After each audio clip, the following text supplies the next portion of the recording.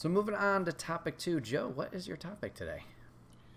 I want to talk about imposter syndrome. Mm.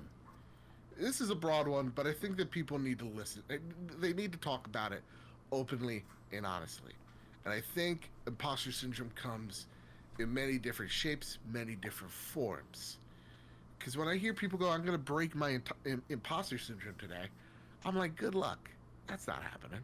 Mm. You're constantly dealing with it. I don't know. Maybe that's just me, and maybe that's my pessimism with it. But where, for you, good sir, does your imposter syndrome lay? How does it trigger you? Do Mm. you even understand it? Right. This past year has been an interesting one. I mean, for all of us, because there's a lot going on. But Yeah, I it's think been a this was minute. the first time I had like fully, well, not fully faced it, but thought about it actively. There was a point with just the streams, the podcast, whatever. We talked about it in topic 1, like doing things for you, doing it because you enjoy it, not for to be this person, to be this person, numbers, whatever it is. So when I was making stuff, numbers weren't, flying off the shelves. Nothing was really happening, Right. whatever. So I was like Yeah. getting in my head a lot about that. And then, like, I still wanted to do it because I was like, if I don't do it, how's it going to get better, etc. But it just was like something was not healthy about thinking about these things constantly. So I was thinking it was that. I don't know if I still fully understand like it entirely or how to tackle it, change it, whatever. I have started to get back in that mindset of like, you're doing this for you. Like, for example, this podcast doesn't get that many listens. That's fine. I'm doing it for me. How do I become more social? How do I talk? How do I hold a conversation? How do I do interviews? Whatever it is, like that's the focus of this. Whether it's this podcast or if it's Marvel, it's like, let's just talk about something I love talking about. Put it Yeah. out there, and then streams like, hopefully let's have some fun playing some games that I want to play. Like, I think that's the big thing is like reminding myself of why, I'm trying to do these things. But yeah, Yeah. it is a bitch when it happens, when you're getting in your head so much. So Yeah. that would be my experience with it. Yeah. For me, I think imposter syndrome comes from anxiety. For me, that's how I Okay. base it. Yeah. I feel like it's something that we all internally talk about, but we don't have the internal dialogue with ourselves that well, or we let it kind of consume us, or we don't talk to any other person about it, Mm-hmm. right? So, like for me, and it's also, if I'm going to be honest, it's also a selfish thought to me Oh, yep. because sometimes I see some creators going, "Oh, really? That person? Oh, okay." And it's not even like it's not like some of it. Sometimes it's jealousy for sure, but sometimes I'm just like, they're genuinely not good. Mm-hmm. I don't know how they got this opportunity and I didn't because I know I'm better than that person. Yeah. And you get into your head that way of like, well, maybe I am just a dumb piece of crap. It's also a thought of I've put X amount of time into something. So, like with this podcast, I've put 3 years into this podcast. I've seen people put 3 years into a podcast, and it's a lot bigger than mine. Oh, I guess I'm a big dumb idiot, and nothing's gonna ever work out, Mm-hmm. right? That it's that mindset as well. But I don't think we sit back and we understand because I think we're really bad as a society of looking at the other perspective, whether that's like just a person's struggle, political, or something like this. We're really bad at saying, why does that person think that way, believe the thing they do, and actually have a critical thought dialogue with ourselves about it. And what we don't often see creator wise is like how much that person's worked and more importantly has learned. And then even more importantly is that the the the the base that they already start with. So if I take, Barack Obama, Mm-hmm. he started a podcast like last week. It's already #1 on iTunes. I understand he's Barack Obama. Yeah. He's the president. There's people, ex-president. I wish, he wants. He has a base of people that want to listen to him. Yeah. So yes, that's gonna be obvious. He's gonna have more people listening to him in one episode than I'll ever have on the trophy room. That's fine, right? And when it comes to people that I'm just like, oh boy, I don't even know how. It's like, well, it's life. You get a chance, doesn't mean that the other person's gonna get a chance, right? It's chaos. Things just happen sporadically, sometimes for no reason whatsoever. Just enjoy the ride, you big dumb idiot. That's what I say to myself. And there are people that you get kind of jealous of because you're just like, huh, I don't like you one bit. I think you're a terrible human being. How did you trick that person into thinking you were decent? That is something that off the show I'll talk to you about. But that's not something that is sometimes the worst type of one, because it's like, to me, I've stopped thinking that way. Not to say most of the times the thoughts slip, but to me, I've learned how to deal with it in the best way possible, because I see my friends succeed. So like, my good friend Sean Capri was on the X Cast, right? My friend Luke Lore got Andrea Renee on his show. You know, my friend Ainsley just got Steven Spawn on his show. That's awesome. These are people that are succeeding around me. They want to be around me for a reason. So I'm in good company. Right. We go, oh, why did that person? When we just go where we should be going, like, oh, good for that person. All right, good for you. Good for you getting that dying light map. That doesn't really mean stuff. I think also it's the constant, and maybe now I'm using you as a psychiatrist, where we use those moments as invalidating or validating what we do. So it's like, how do we seek validation for all the work we put into it? Because it's obviously not for money. Right? Because I would have been out of here a long time ago. So how do we get that validation? And maybe I get a little salty because, like, I see people getting E3 stuff, right? Like, getting E3 invites, and I'm just like, you know, they put it on Twitter. I'm like, is that the validation that you're seeking, right? Is that celebratory thing? Is that heartfelt? Or is that the thing you needed to, in your mind's eye, to look at and go, okay, I made it, Dad. And if we don't get those things, do we get invalidated? Like, well, I didn't get to E3 this year. I guess I'm a piece of crap. That's something I also think about as well. Gotcha. Luckily, I don't have those thoughts a lot. That's good. But when they come and go, it's something that I've learned to kind of think about. And for you, I guess this comes part of the imposter syndrome thing. How do you seek the validation? How do you get the validation for doing that thing? That's a good question. What is the thing that drives you? Yikes. Because if the imposter syndrome is the thing that immobilizes you, that you second guess, what is that thing that puts the fuel in your tank? Gotcha. Just real quick, I totally agree on the, like, other people thing. Like, how are they doing this? How are they doing this? That was a big one too that I was dealing with. Like, this person started after me and now they're up here. It's like, what? What's happening? So yeah, it's the thought that we're all afraid of, that sometimes is the truth. It's the thing that we're scared to confront, is that there are people that are just straight up better than you. Right. Right? Because we want to be the author of our own story. We want to be the main protagonist. And when we see someone that we think is a side character in our life, and they're getting all that attention, that spotlight, you're like, what the? No. That happens in chapter 11, and that's me, not you. And I guess it's a hard pill to swallow, but I swallowed it a long time ago, where I'm just like, I look at someone and I'm just like, you are on another level. You're way better than I can ever be. but maybe I'll get there. And it should be something that pushes you. A great example of this is my good friend Sean Capri. I'm going to mention him a lot because I owe him a great deal. Mm-hmm. But I think he's better than me in most stuff. I admire the way the man thinks.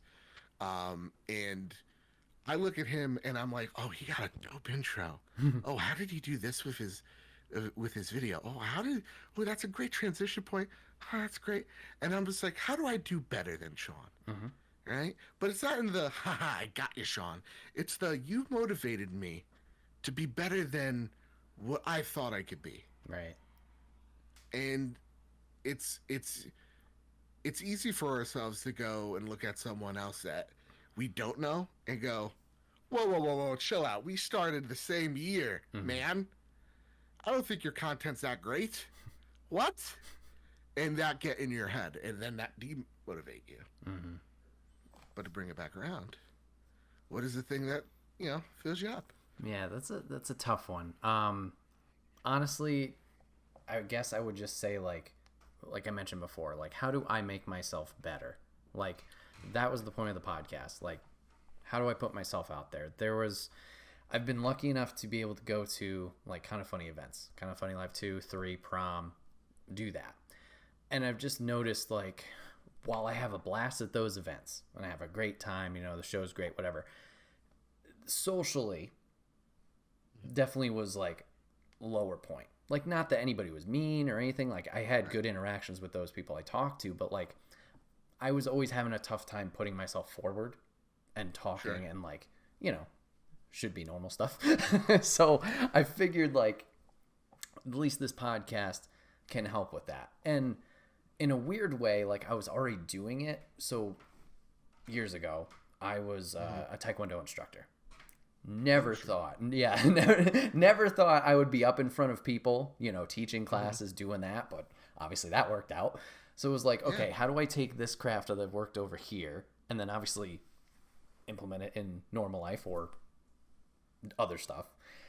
So yeah, it was just like, how do I make myself better? And you mentioned it with like Sean Capri. Like, you're looking at stuff, oh, they're doing that. How do I do that? Like, take these cool things and do that. And that's the right way to do things. Like, that's really cool. I want to do that. How do I do that?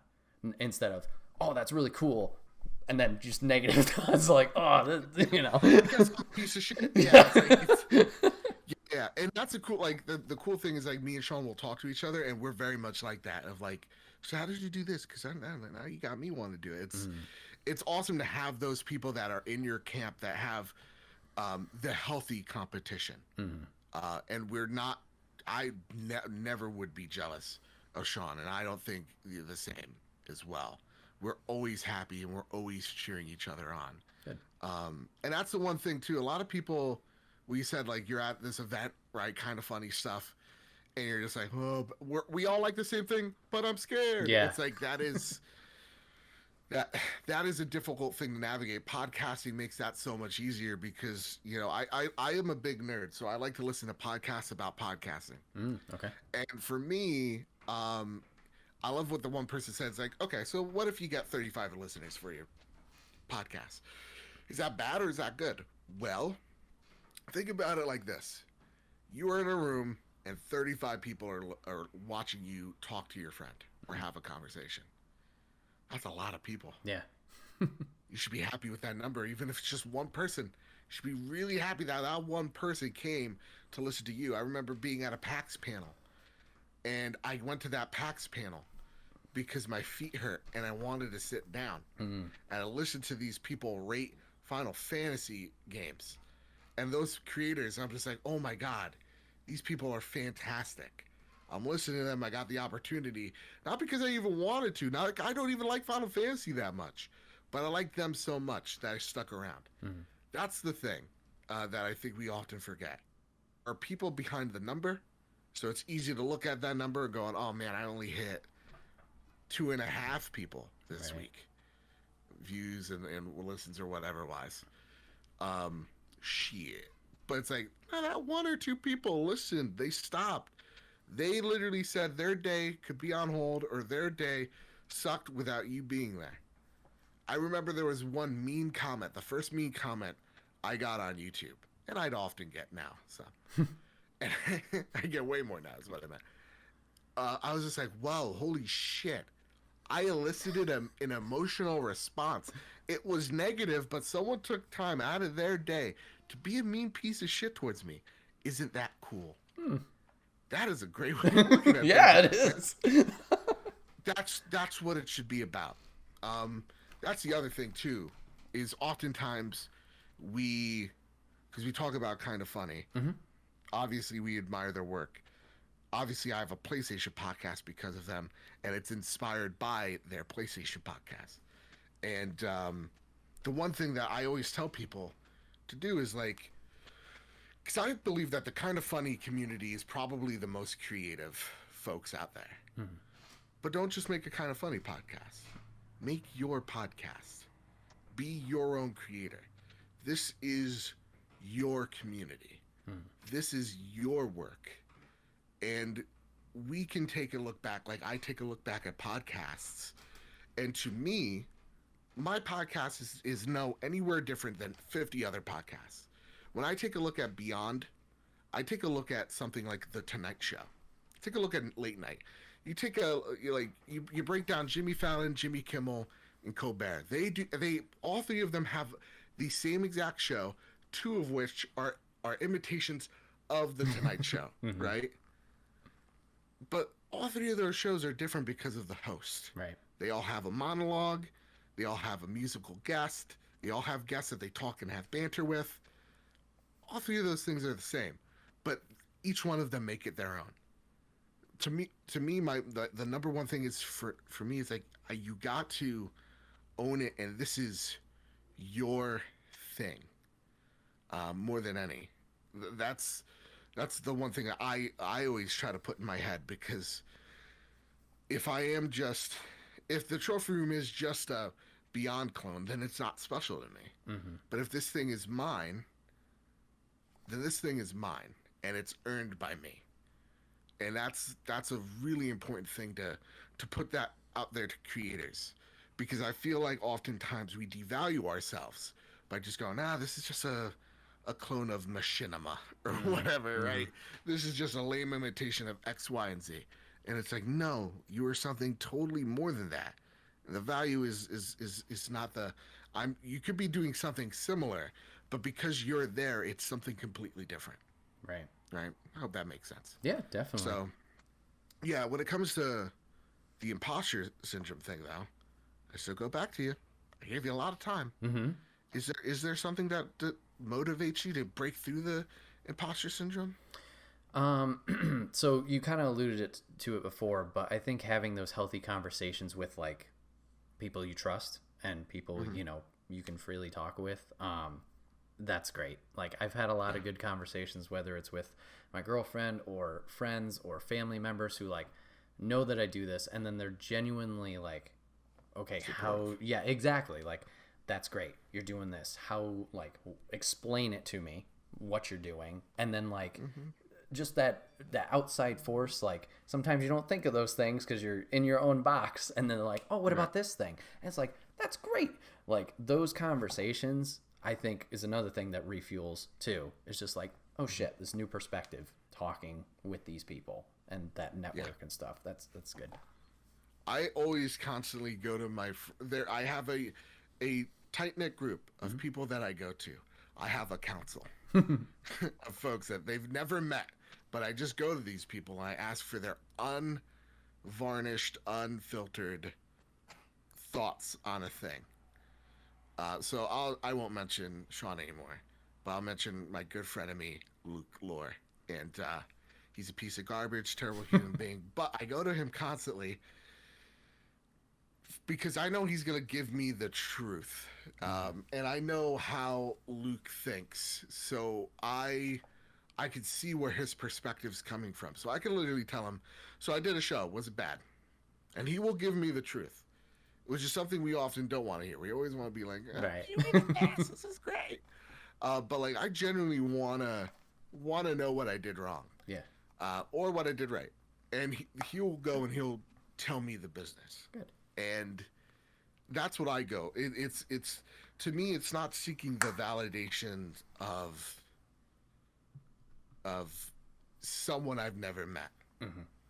It's seeking getting that validation from the people that I trust. Yeah. There are people that I admire. There are great folks out there, but those aren't going to tell you. They're not even going to respond to you the truth, right? Mm-hmm. They're those are just positions that you aspire to be in one day. To me, I want the opinion of someone that actually matters to me. Mm-hmm. And I think that's where I get that validation. Because there are frustrating times. Like, how the hell do I reach out to these PR people? Yeah. That's right. Like, as a publicist, I'm like, I don't even know sometimes, man. What is going on here? And I wish that I can understand that better.